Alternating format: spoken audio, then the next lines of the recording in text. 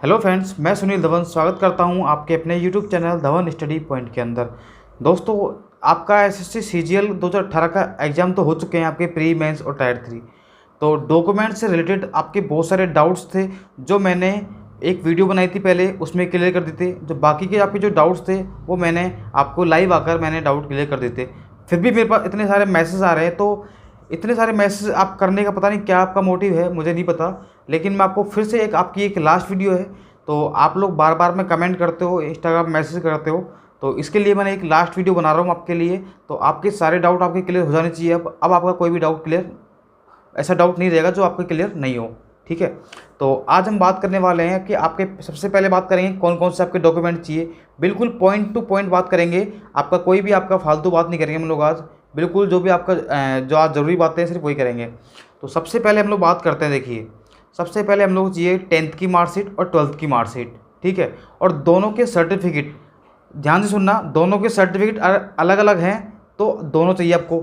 अगर दोनों के दोनों कंबाइंड है आपके, जैसे सपोज करिए 2010 से पहले की क्या होता था, 2007 या 8 में जब होती थी, तो 10th की मार्कशीट और सर्टिफिकेट क्या है, अलग अलग आते थे।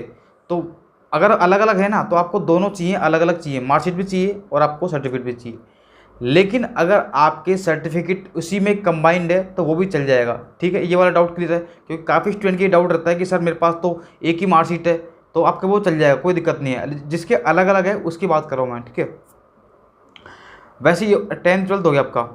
उसके बाद में जो भी आपने ग्रेजुएशन की थी, जैसे आपने सपोज करिए आपने बीटेक की थी, तो बीटेक के अंदर आपके 8 सेमेस्टर होते हैं।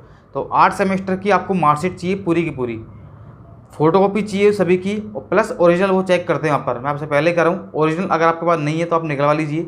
हाँ, ऐसा हो सकता है कि बीच में जैसे आपकी बैग लगी हो या फिर कोई एक दो मार्कशीट आपकी बीच में से गायब हो, तो वो एडजस्ट हो जाएगी, उसमें कोई दिक्कत नहीं है। लेकिन ऐसा नहीं है कि आपके पास सारी की सारी मार्कशीटें नहीं है, आपकी मार्कशीट तो आपके पास होनी चाहिए। ठीक है, फोटोकॉपी तो आपको चाहिए ही चाहिए, साथ में ओरिजिनल भी आपको लेके जानी है, वो चेक करते हैं ओरिजिनल पर। और अब बात करते हैं हम ग्रेजुएशन की मार्कशीट। जो भी आपकी ग्रेजुएशन है आपकी, ठीक है, उसकी आपको मार्कशीट चाहिए आपको।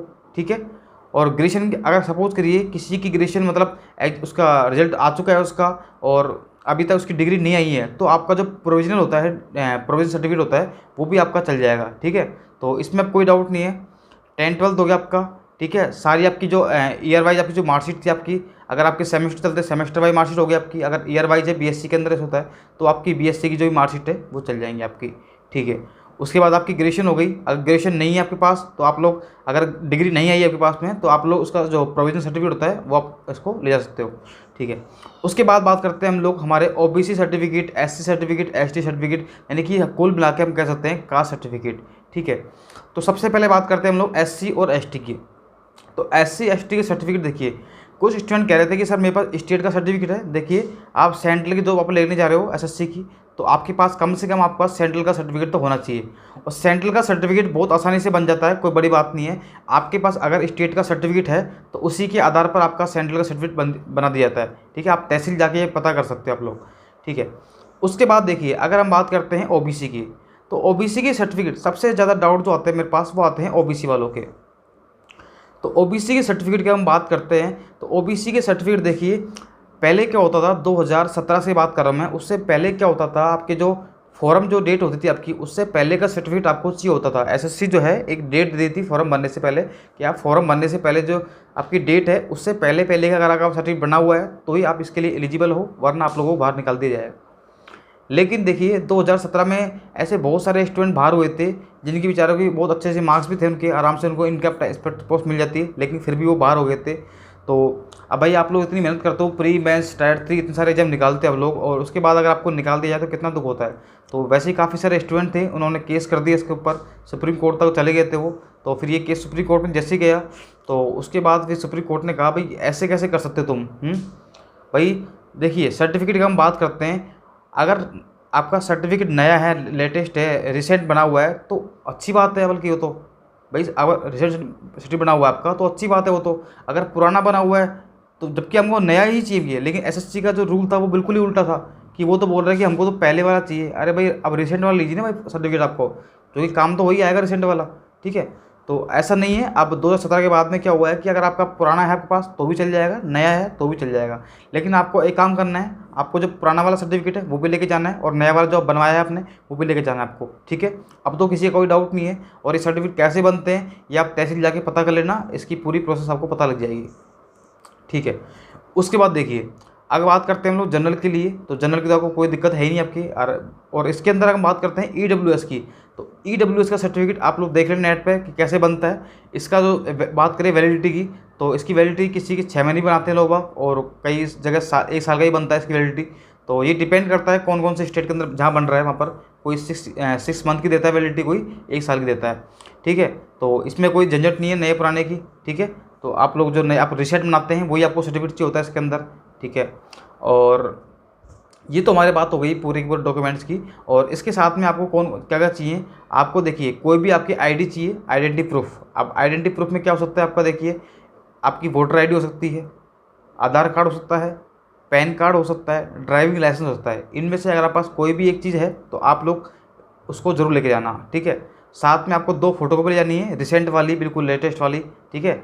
मतलब 1 या 2 महीने ज़्यादा पुरानी होनी चाहिए, वैसे चल जाती है लेकिन आपको लेके नई रिसेंट वाली लेके जानी है, ठीक है। और 2 SSC मांगती है, तो आपको तो 4-5 ले जानी है, ताकि सपोज करो कोई फ़ोटो ख़राब हो गई या फिर कोई दिक्कत हो गई तो आपको तो एक्स्ट्रा लेके जाना है, ठीक है, ताकि वहाँ पर आपको कोई भी आपको प्रॉब्लम नहीं हो, ठीक है।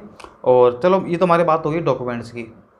अब हम बात करते हैं एक बार, जैसे आपके डॉक्यूमेंट तो सारे डाउट क्लियर हो गए आपका, तो आप लोग मुझे एक बार कमेंट करके जरूर बताना कि आपके जो डॉक्यूमेंट से रिलेटेड डाउट थे सारे के सारे मैं क्लियर कर चुका हूँ यहाँ पर, ठीक है। अब हम बात करते हैं थोड़े से करेक्शन की, कि आपके जो करेक्शन होते हैं वो कैसे कैसे होते हैं। देखिए मेरे पास पता नहीं इतने सारे मैसेज आते हैं, पता नहीं आप इतनी टेंशन क्यों लेते हो कि सर मेरे 10th में ये गलती है, मेरे 12th में ये गलती है। मैं इतनी बार वीडियो बना चुका हूँ फिर भी आपको लोगों को समझ नहीं आती बातें। मैं आपसे कह चुका हूँ कि आपको डॉक्यूमेंट से रिलेटेड आपको ज़्यादा टेंशन लेने की ज़रूरत नहीं है, आप अपनी पढ़ाई पे ध्यान दीजिए पहली बात तो, ठीक है।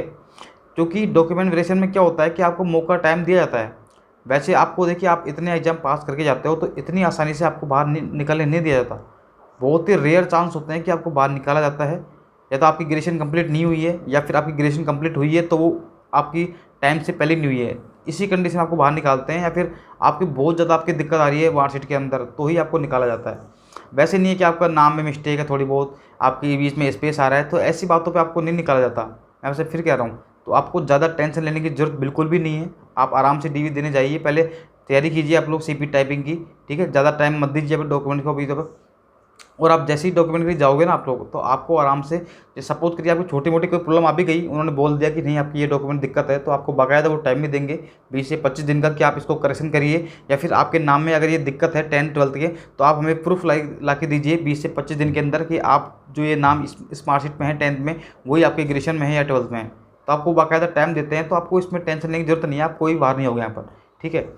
चलो अब बात करते हैं थोड़े से करेक्शन की। सपोज करिए आपकी, देखिए 10th की मार्कशीट बहुत ज़्यादा इंपॉर्टेंट होती है, मैं आपसे पहले भी कहा था मैंने।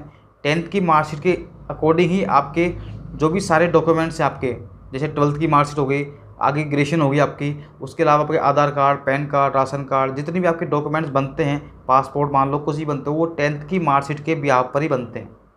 तो 10th की मार्कशीट को आप लोग करेक्ट करवा लीजिए, अभी आपके पास टाइम है। आपका जो भी स्टेट बोर्ड है वहाँ जाकर करेक्शन करवा लीजिए। अगर आप लोग अभी आप लोग एफिडेविट से काम चलवा के निकाल भी लोगों मान लो सपोज करिए, तो आपको आगे जाके दिक्कत आएगी। इससे अच्छा है कि एक बार इसको करेक्ट करवा लीजिए, ताकि बार बार आपको समस्याओं का सामना ना करना पड़े, ठीक है।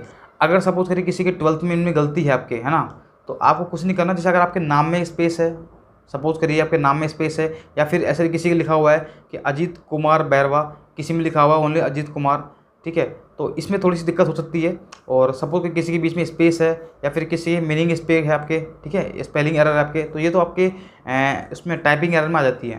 तो इसमें आपको ज़्यादा दिक्कत लेने की जरूरत है नहीं। आपका एफिडेविट है वो चल जाएगा आपका। आप लिख देना कि ये जो इस मार्क्स जो मेरा नाम है यही मेरा एक्चुअल नाम है, आप उसको एफिडेविट लगा के उसको प्रूव कर देना, ठीक है। तो ऐसी कोई आपकी दिक्कत लेने की ज़रूरत नहीं है। और काफ़ी स्टूडेंट के ये डाउट थे कि सर मैं DV के लिए जाऊँगा तो मेरे पेरेंट्स के डॉक्यूमेंट भी लगेंगे क्या, क्योंकि उनमें थोड़ी सी मिस्टेक है। तो मैं आपको बता देता हूँ कि आपके सिर्फ और सिर्फ आपके डॉक्यूमेंट चेक होंगे, आपके पेरेंट्स के डॉक्यूमेंट चेक नहीं होंगे कहीं पर भी। मैं आपसे फिर कह रहा हूँ, आपके ही डॉक्यूमेंट चेक होंगे, इसलिए आप अपने डॉक्यूमेंट्स कंप्लीट लेके जाना। पेरेंट्स के डॉक्यूमेंट बिल्कुल चेक नहीं होंगे, क्योंकि आपका डॉक्यूमेंट वेरिफिकेशन हो रहा है, आपके पेरेंट्स का नहीं हो रहा है, ठीक है। तो ये भी डॉक्यूमेंट आपके बिल्कुल डाउट क्लियर होंगे आपके। तो ये सारे आपके डाउट्स थे। अब आप